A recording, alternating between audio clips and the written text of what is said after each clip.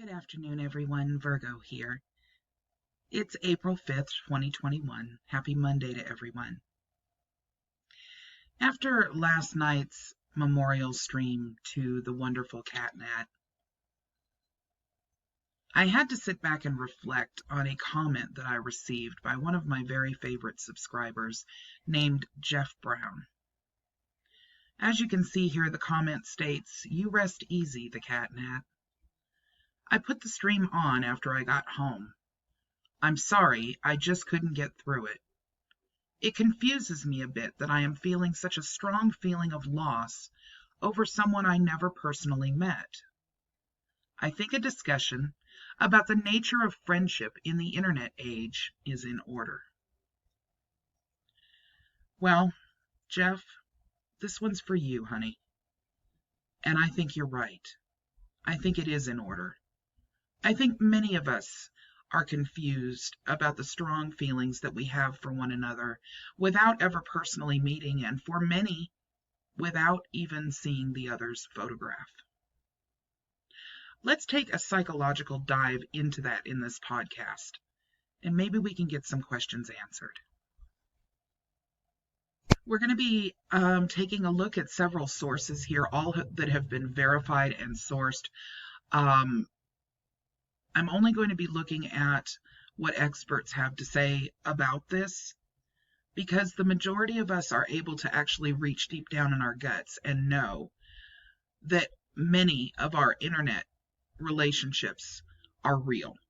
We know that by just the sense of loss we feel by losing the Catnat. Now, I want to caution you before I begin here, because online intimacy, whether it be a friend or a relationship, is a very real thing. But as we know, we have to be cautious who we're dealing with, because there are groups, such as the Sovsits, for example, that use these types of platforms to, well, we'll just say to do negative things. So, while this may seem like a total defense to online intimacy that you get warned about on a regular basis, that does not mean that we don't go into relationships with our guard up, or we need to make sure we do. Because not everything is as it seems on the internet. In 1997, a writer and web developer named Paul Ford walked into a sushi restaurant in Midtown Manhattan to meet a group of strangers. These strangers were bloggers. That was a term that was not widely used yet in 1997. These bloggers, along with Ford, formed a tight-knit vanguard of individuals publishing personal writing online. Ford had been building experimental personal websites since 1993 and had made a name for himself online with his lyrical missives on programming and New York dating mishaps. He never met with the other bloggers in real life, a phase that likely had even less currency than the blogger. He was excited to finally get the chance to do so.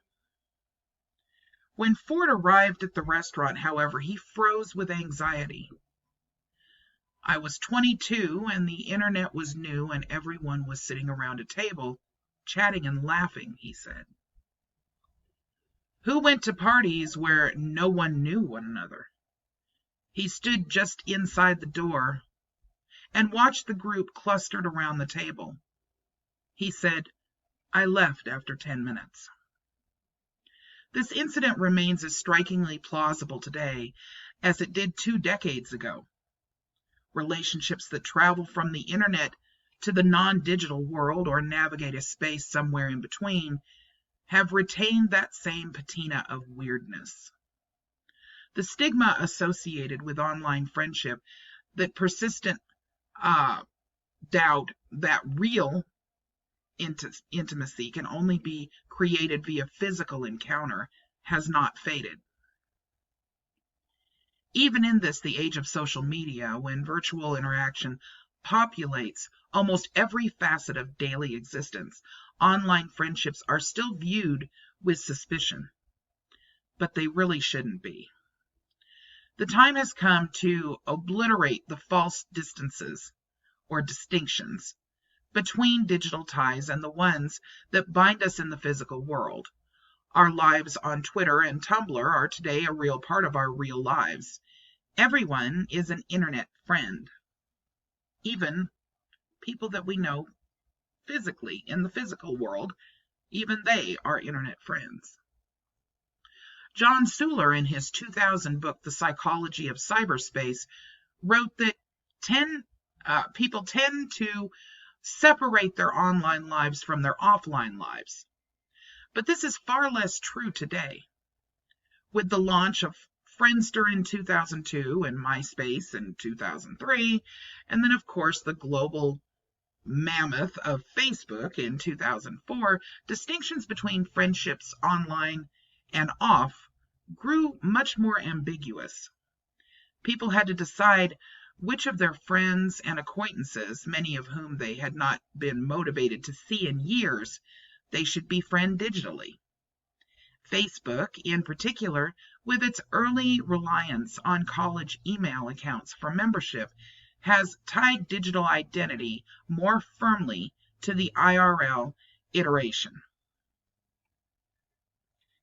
The perception that online relationships are somehow less real than their physical counterparts exemplifies what Nathan Jurgensen, a New York-based psychologist and researcher for the messaging platform Snapchat, calls digital dualism. Contemporary identities and relationships are no more or less authentic in either space. We're coming to terms with there being just one reality, and digital just happens to be part of that reality. It's not any less real or true. Jurgensen said, quote, "What you do online and what you do face-to-face are completely interwoven now." The first mainstream internet communities, and thus some of the earliest virtual friendships, didn't actually emerge until the late 1980s, when commercial traffic was allowed online via private internet service providers like The World, which launched in Massachusetts in 1989. Early online social groups were largely restricted to specific interest cliques that hewed to the medium's nerd origins. Usenet, an email and file sharing client created to sort news by subject, first launched in 1980. The Well, a dial-up bulletin board system co-founded in 1985 by hippie futurist and editor of the utopian Whole Earth catalog Stuart Brand, became a popular gathering point for Grateful Dead fans. IRC, or Internet Relay Chats, were likewise segregated along topical channels like #anime or #hardware or #geek.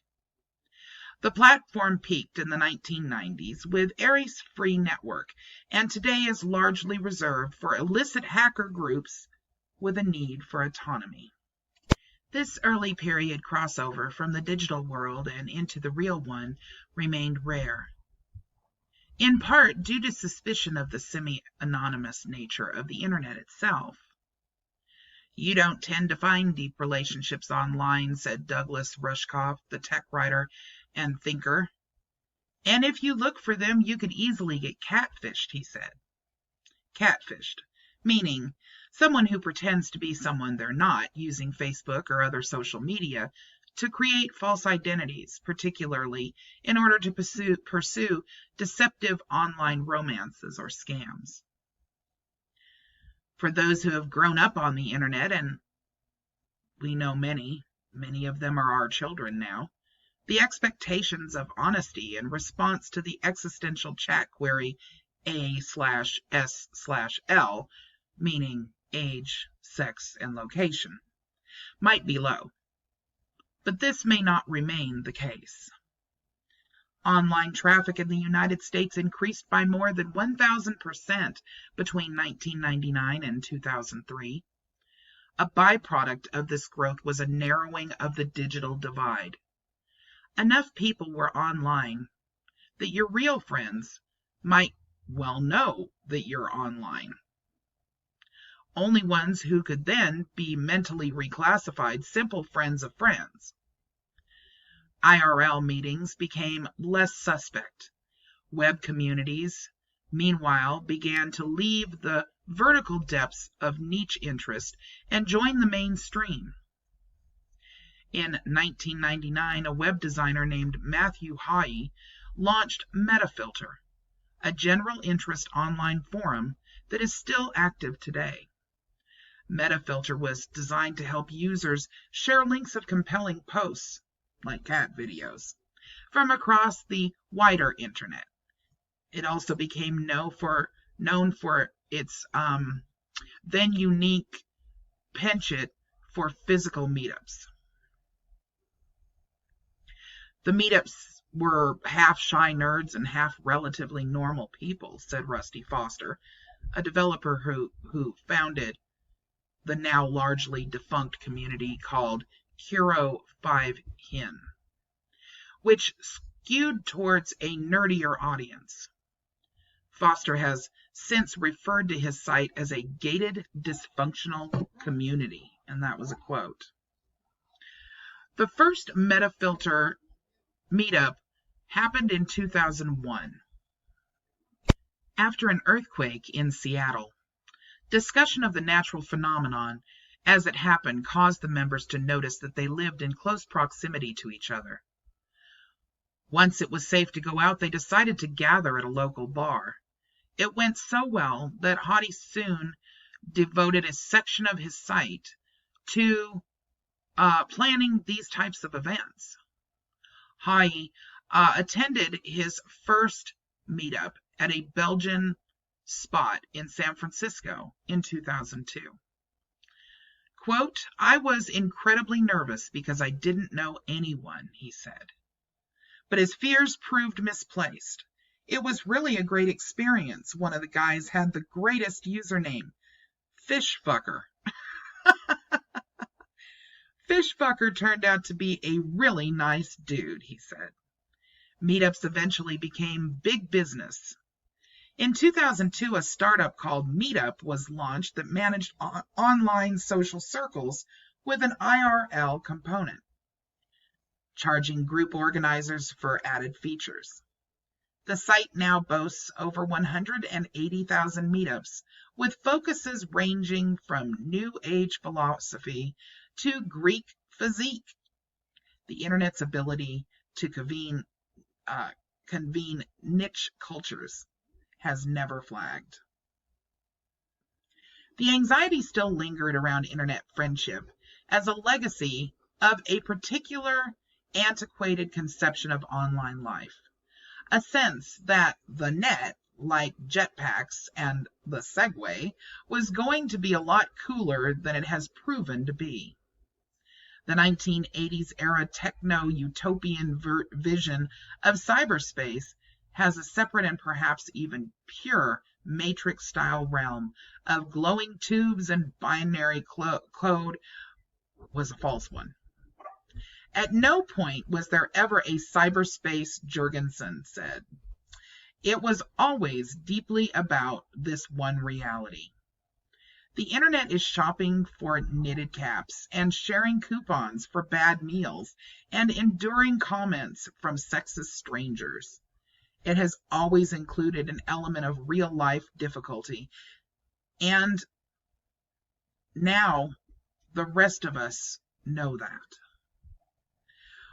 We once fetished cyberspace as sexy and revolutionary. Today it's just normal. Online friendships make it clear, and forgive the debt to Facebook, that the way we friend now has changed. Intimacy now develops in both digital and physical realms, often crossing freely between the two.